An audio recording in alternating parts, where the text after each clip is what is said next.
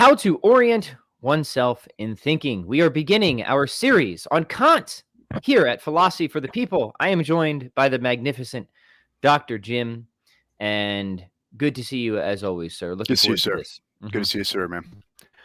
Yeah, I'm excited about this. We've talked about doing Kant stuff on here for a while. We've had some of the gentle listeners have asked for it, right? The problem is, Kant presents a pedagogical problem in that his three central works, combined together probably run over 1,000 pages, right? Mhm. Okay.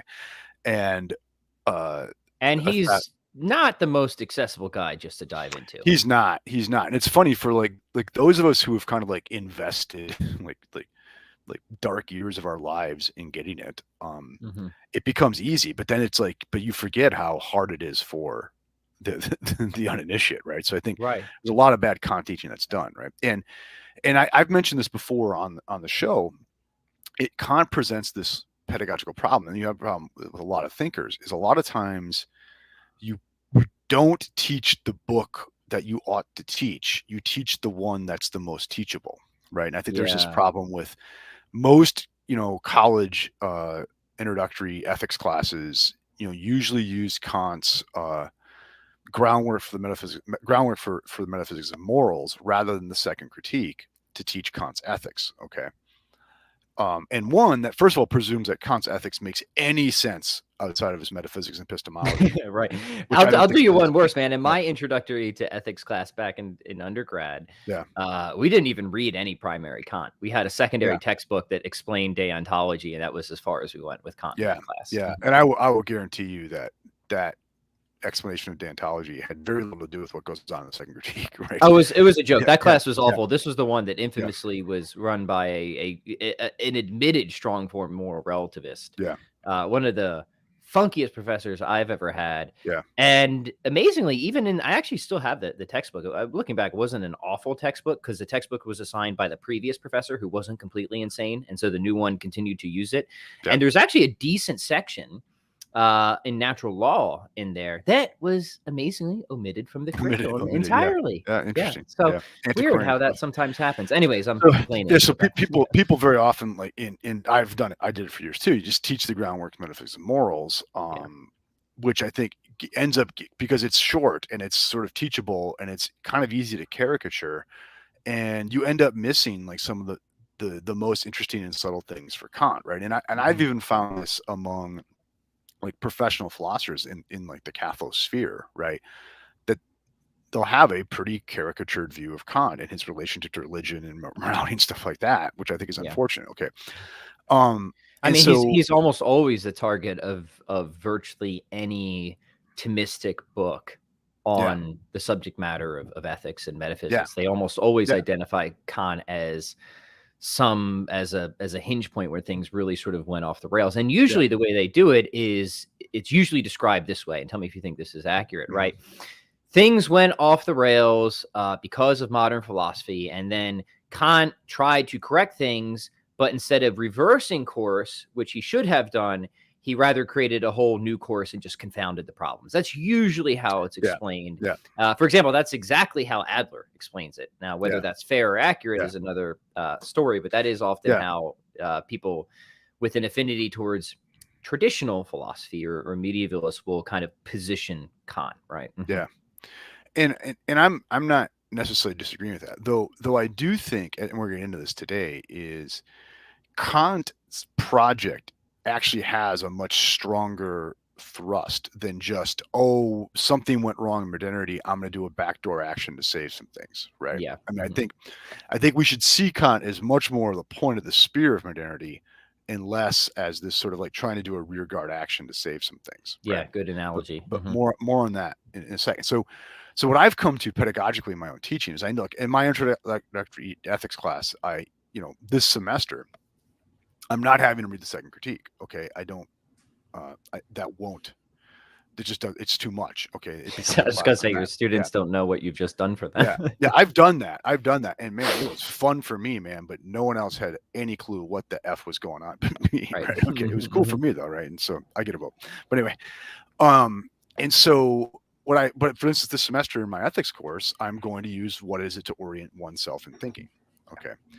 And what I have over the years pedagogically come to is I can pretty much introduce Kant, right, with 2 or 3 short essays of his, right? Okay, so what is it to orient oneself in thinking, which we're doing today? Okay, a universal history with a cosmopolitan intent, I think.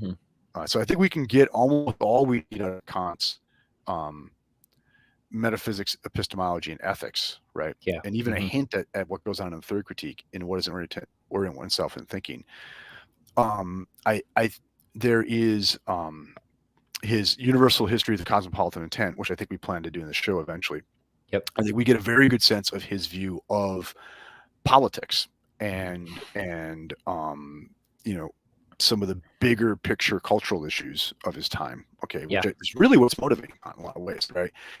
And and another essay which I sent you, which is on his miscarriage of all theodicy, which I think gives us a pretty deep look on his religious views. So we're going to get some of that today in this essay. Okay. Yes. So I found those, maybe his essay, "What is Enlightenment," is useful, but I think a lot of what goes on in "What is Enlightenment," as we'll see today, is actually in "What is it to orient oneself in thinking." Okay, so I think these would be difficult essays to turn yourself loose with. Okay, but I think if you're being taught, I think you can actually get a responsible, charitable, critical but charitable take on what Kant is up to with those 3 essays, which I think I'd like to see us do that in this series here. Yeah, so there you have it, gentle listeners. That is why we are starting where we are with what means to orient self one in thinking. That was the original translation I had. The one you sent me, of course, is how to orient oneself in thinking. And it's a very good essay. It's really good. And I did assign it to the gentle listeners. I hope everyone saw the community post where I said, read this essay before the series. So you were all expected to have done your homework, or else you get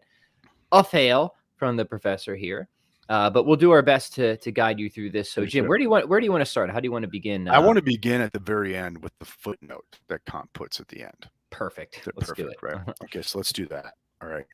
And this is one of the reasons why I think his very influential earlier essay, what is enlightenment, right, is actually much of it's covered implicitly in this. Okay, so I'm on the last page of the essay in the edition that we have, Pat. Kant gives us a footnote, okay, and I think this footnote explains the very, very big 80,000 foot view of Kant. Okay, so I'm going to go to that. This is on the final footnote in the essay.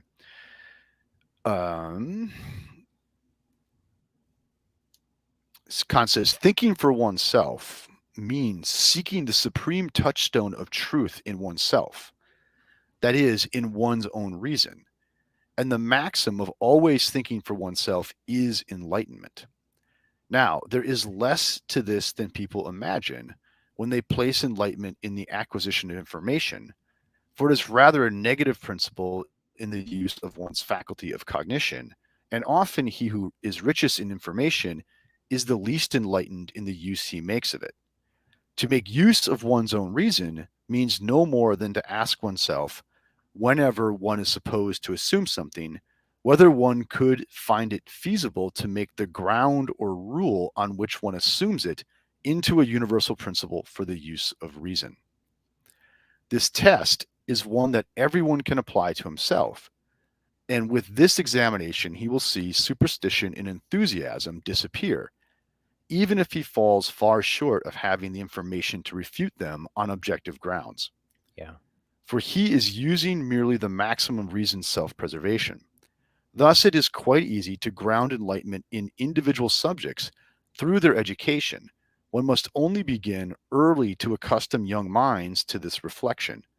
But to enlighten an age is very slow and arduous, for there are external obstacles, which in part forbid this manner of education and in part make it more difficult. Okay, I think that summarizes everything Kant is up to and everything that he's doing. Okay. Right. Hey, so, real quick, he uses the term enthusiasm a number of times through the essay. So maybe highlight what he means by that, because it's not a great thing for Kant.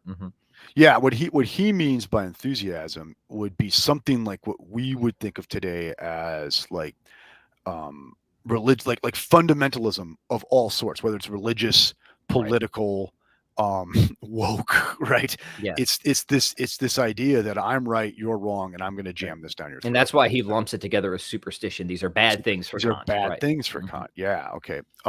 That's why I think like when we think of where Kant would be politically today, it becomes a very interesting thing. Okay. So Kant famously in his Enlightenment essay answered the question, what is enlightenment? Is thinking for yourself. Okay. And it's always basically self-quotation here. It's seeing the supreme touchstone of truth in oneself. Okay. We immediately then, because we've had the experience of the last 200 years, think, oh, so what you're saying, Kant, is enlightenment is that I can declare myself to be a chicken if I want to, right? Okay. But then note what he does in this quotation that we just went through here is he says, well, but seeing the supreme touchstone of truth in oneself is to be able to give reasons for what you're claiming. Okay. And note this notion of universalization comes in right off the bat for Kant, right? Yeah. And so to say that I have reasons for what I believe or for what I do is to say my reasons could have just as easily been anyone else's reasons if they were so situated as I was, right?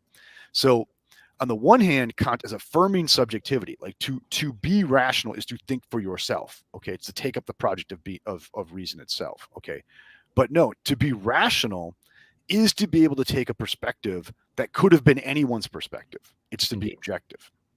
Okay, do you see that? So already the relationship between like merely subjectivity and like absolute objectivity for Kant is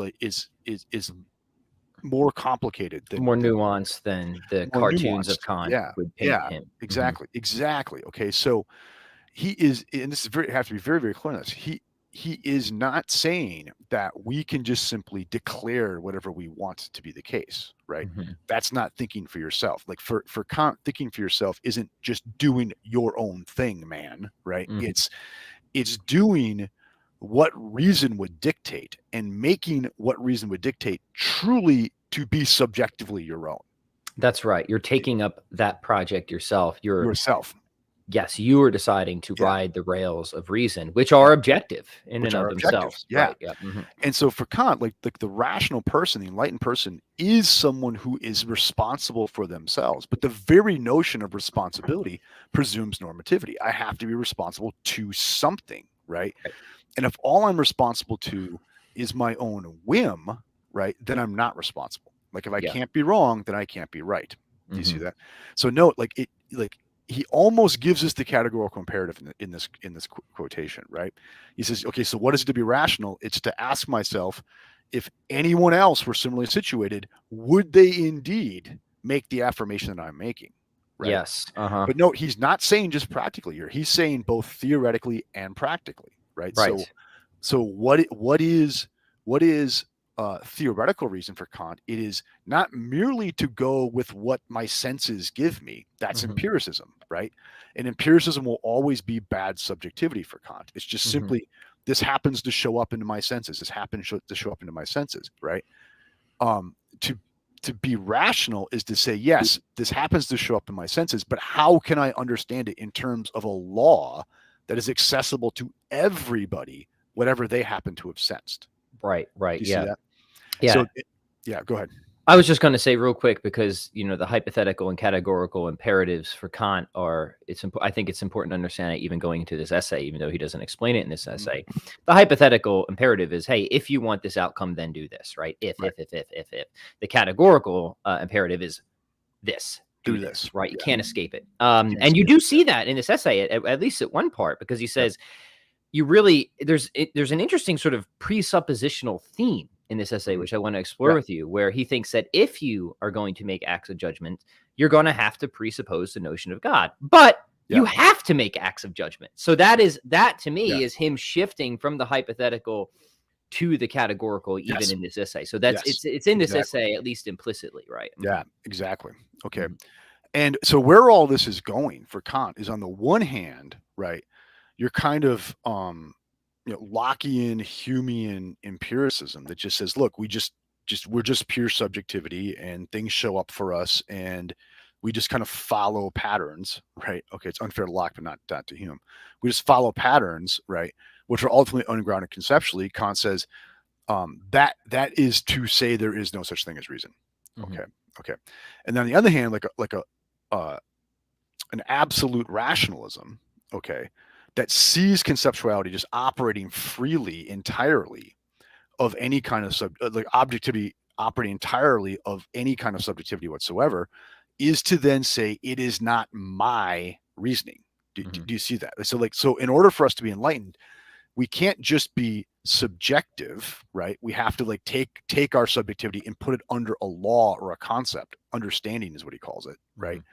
But at the same time, to be enlightened, right, the objective, the conceptual, has to be ours. So it has to be related to something sensible. Yes. Did you see that? And so this is where, like, it's in the Critique of Pure Reason. This is where Kant's absolute like statement of his like at least I think really everything is concepts without intuitions are blind, and intuitions without concepts are intuitions without concepts are meaningless. Concepts without intuitions are blind. No, I botched it again. It's intuitions without concepts are blind. Meaningless. Yeah, are meaningless, and concepts without intuitions are blind. So, and what he means is just reason without subjectivity, right, would be trivial, unapplied, and it's not even something I can own. It's not my responsibility for something. But likewise, subjectivity without objectivity would be, likely just contingent, happenstance, unjustifiable. Okay. Right. So for us to be enlightened, all right, we have to like have both sides of this coin. Do you see that? Yes. Okay. All right. Now I want to go to the first page of the essay. Excellent. Yes. Orientation. Let us orient ourselves in this essay. Yeah. Okay. So going to the first sentence of the essay. And there's all this stuff. He's wading into a debate between Mendelssohn and Jacobi, who are like very important contemporaries of his. Yeah. And let me just give a tip when it comes to writers like Kant. Get to at least the third or fourth paragraph before you throw your hands up, because there's always a lot of bluster at the beginning, right? That's like historically contextual, that makes you think like, I'm never going to be able to understand what's going on. But if you're just a little bit patient, I promise you will be oriented in this essay, right? Yes. Okay. So if you go to the very first paragraph, however exalted the application of our concepts, and however far up from sensibility we may abstract them, still they will always be appended to image representations, whose proper function is to make these concepts, which are not otherwise derived from experience, serviceable for experiential use. Okay. That's like that's a loaded sentence in light of other stuff that Kant has done. So keep in mind, like we've just learned, is like, look, to be enlightened is to think for yourself. What is think for yourself? It's to think rationally, but also for yourself. So it's got to be grounded in your subjectivity, in your experience, and at the same time, like falls under a universal law of some sort, whether it's theoretical or practical. Okay. Let me ask you a question about that sentence, because there's two ways to sort of read this. One more charitably and one less so. Yeah. Do you think Kant is making the mistake of conflating perceptual ideas with conceptual ideas here? Or do you think that he's just saying, so for example, like, I can understand triangularity, but I can never image it, right? Yeah. If I image it, I always image some particular triangle, isosceles, scaling. But for medievals, these are truly distinct operations, right? I have conceptual understanding, and it may be the case that I could never image triangularity, but it doesn't mean that just because it isn't appended to an image doesn't mean I don't really understand triangularity. Do you see what I'm saying? No, and is Kant conflating that, or is he just noting that if you do image something, then then we're going back to imagination, not conceptual understanding? Help me understand the reading of this. Yeah. So like part of what's going on there is that's kind of Kant's case for arithmetic and geometry being synthetic a priori. Okay. In that he thinks you have a concept of an a priori concept of triangularity. Okay. Right.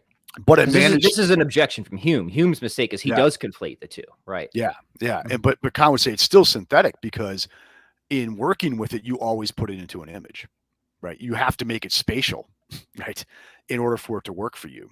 Okay. So it becomes synthetic a priori. So he thinks there is a kind of intuition, right, of space that's always allied to the concepts of geometry, even though those geometric concepts are absolutely a priori. Do you see that? Okay. So, and this will tie into what's going on in the sentence now is, okay, so for Kant, for something to make sense, right? In terms of theoretical reason, it has to be conjoined, like a conjunction between the concepts of understanding, okay, and in sense experience, intuition, okay, all right, at some level or other, all right, even at the level of geometry, okay. So the notion of unapplicable concepts for Kant makes no sense whatsoever, it would seem, okay. Now, and that's basically like but he's saying here is like the further up we go in the concepts of understanding, we're getting further and further from experience. We're like talking about like pure perfect triangles now, but still we apply them to imaginary intuitions, imaginary senses. Okay. Right. So he's saying is like, help us understand what Kant means by intuition, because intuition is a word that's used by many different philosophers many different ways, right? Yeah. Intuitions for Kant is basically, this is like a cheap way to do it, but are basically 5 senses. Right? Yeah, right. Things come in from the outside. Okay. It's not like a seeming in the way that other philosophers think about it, right? And this is why he's talking about intuition of like literally being in space, right, of the left and right hand and stuff like that. Its particularity comes in. And then for particularity to make sense, we have to put under a concept. For a concept to make sense, we have to apply it to particularity. And he's saying that goes all the way up and up and up and up and up, right? Even when we get to like these concepts like geometry or mathematics or what have you. Okay. However, okay, he also says in the first critique that we have he doesn't call them concepts because they're not applicable to anything empirical. We have ideas of pure reason. Okay. We have ideas of pure reason. So you have to distinguish between the concepts of understanding and the ideas of pure reason. Okay. And what are ideas of pure reason? They would be concepts-ish because they cannot be applied to anything directly empirical. Okay. All right. Now, there are 2 kinds of ideas of pure reason for Kant, right? There's theoretical ones and there's practical ones. Okay. All right. And he notes in the Critique of Pure Reason, in the theoretical case, these ideas of pure reason get us into trouble. This is where the antinomies come from. Like on the one hand, we can give a proof that the universe is finite. On the other hand, we can give a proof that the universe is infinite. And Kant thinks, guess what? They both work. So that means neither of them work. Something's gone wrong here, right? Yeah. We can give a proof of, a cause of all contingency. We can give a proof against it. And for Kant, right, we can debate this, right? But that they both work, so they're both wrong. So there's something wrong here, something wrong here, something wrong here. In each of these cases, what Kant thinks is going on is we are trying to apply a concept of pure reason. But a concept of pure reason is something that cannot be applied. Okay. But he says, like if it can't be applied, we don't really even fully know what we mean by it. Okay. All right. And so in the Critique of Pure Reason, what happens then, but he says, look, we can't help it. Like we cannot help but like for the first cause question to come up to us, right? We cannot help, right? That the age of the universe question to come up to us. We can't help like these, or the highest good question, or the highest good question, or that we cannot help. The questions inevitably arise to us. Okay. So what he calls these are needs of reason. That's right. Okay. So, and this is in the essay, right? Is reason has a need for ultimate intelligibility. Yes. Okay. And this is where you see Lonergan really pick up and develop Kant. Yeah, exactly. Right. Like the reason has a need for ultimate intelligibility. Okay. So inevitably we cannot help but ask, but why the whole damn universe, right? But why the whole damn span of time? But why? And Kant says the problem is we can't even apply the concept because we have no empirical access to the whole universe, right? We have no empirical access to the whole of time. Okay. So for him, it becomes this ever unmet need theoretically. Okay. Now, however, he even says in the first critique, right? And he says it here in this essay, because there's a need of reason, right? That there is in fact an ultimate source of the intelligibility of the universe, right? Is a postulate, not a postulate. It is an object of what he calls rational faith. Right. Okay. So reason suggests that there's such a thing, but it cannot prove it. All right. So it is reasonable to think there is such a thing. Okay. So in the way that he says, you know, like you're in the dark and you need to orient yourself from the dark. Yeah. Okay. You have this intuitive sense of left and right, and you can go on it, right? And you should go on it because it's all you have to go on in the dark. Okay. Yes. And it could be wrong, right? Because it's just you're in the dark and you're just going with your gut on this, right? Likewise, Kant thinks if you ask about the ultimate intelligibility of the universe, we're in the dark now. Okay. But reason gives us a kind of intuitive sense that there is an ultimate intelligibility here. Yes, right. So we need this commitment to orient ourselves in thinking. Yeah, right. Because our thinking suggests to us questions that we cannot answer, right? And otherwise we're fundamentally disoriented and stuck in an absurd situation, right? Yeah. So Kant calls the ideas of reason in the Critique of Pure Reason, right, the regulative ideas. They keep reason on the right track, even though reason cannot ultimately get them to you. Stops you from spinning off frictionlessly into the void. Yeah. And so what does Kant say in the preface to the first critique? He says, I had to undermine reason to make room for faith. Okay, so he doesn't think you can, like a la Leibniz and Descartes and Spinoza and even the scholastics, you can give some absolute proof of the ultimate intelligible source of the universe. However, he does think in doing that, though, he's shown that we have another kind of orientating access to this, a kind of rational faith, he calls it in this essay. Right. Yeah, that there is a faith that is necessary for reason itself. Thus, God is not an endpoint for reason, but a beginning point. That's how I understand Kant. Yeah, exactly. Right? And so what he's saying here then, he's saying, look, you don't need to say, okay, God exists, therefore I can do physics. Okay, like physics, you can ask within the intelligible universe, you can ask all the physics questions you want just fine without the regulative ideas. Okay, all right.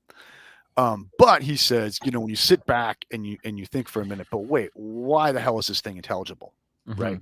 I don't know. Reason can't answer it, but geez, there must be somebody running this thing if it's intelligible, right?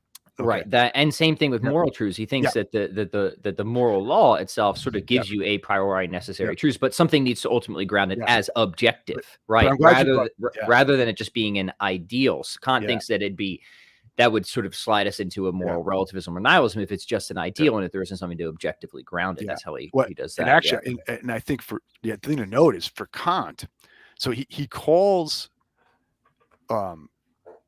pure reason in theoretical philosophy, in metaphysics, epistemology, the ideals of reason. Okay. There are things we wish we had, we can't get it, and we always orient ourselves by them. Okay. In the practical realm, he doesn't call them ideas of reason. He calls them postulations of pure practical rationality. Okay, they're postulates. So he actually thinks it's not just ideal orientation. In the practical realm, you get something like a proof here. Okay, because Kant says, look, the physicist doesn't need there to be an ultimate intelligibility to do physics. Okay. Right, you can grasp the laws of physics without ultimate intelligibility. Okay, but he thinks now whether those laws themselves will be ultimately intelligible is another question. Exactly. Right. But he thinks like the physics can kind of like bracket that question. Right. You can just do physics by doing physics. Right. You don't have to do theology to do physics. Right. But Kant then says, but wait, we can grasp what the moral law is without any other intelligibility. Right. It is we have an innate moral sense, and we have concepts that make sense of it synthetically. Okay. But if I'm not really, really free, okay, then it's not the case that I can actually do my duty in all cases, right? So Kant thinks ought implies can. So if I ought to do something, then it must be metaphysically possible that I can pull it off, right? So Kant would say immediately then the intelligibility of the moral law presupposes that there is indeed a concrete moral free subject that is operating under that moral law. Right. Okay. So boom, as a postulation of pure reason, right? We pure practical reason, we must be free in a strong libertarian sense. Okay. Right. Moreover, he thinks, but wait, right? It seems like there's no finite way I could ever satisfy my duties. Okay, like I'm always going to fall short in any finite span of time. Ergo, as he says in this essay here, there must be another life, right, of infinite duration wherein I can like actually satisfy my duties, right? Okay, but moreover, in that infinite life, right, there would have to be ultimate reward for the just and ultimate punishment for the wicked, right? And therefore God must exist in that infinite life. Okay. Mm-hmm.